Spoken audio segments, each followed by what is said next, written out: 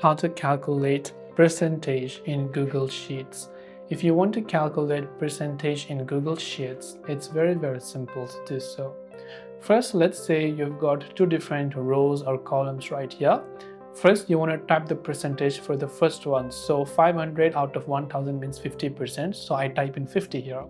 Now what I do is to convert all of these tables, all of these to percentages.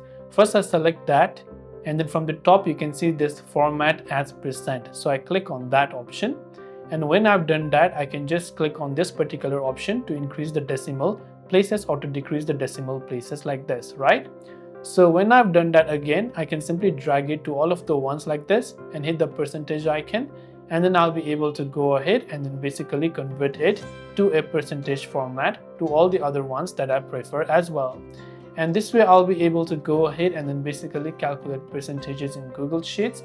I hope the video helped you out, and if you have got any further questions, feel free to leave them down in the comments below.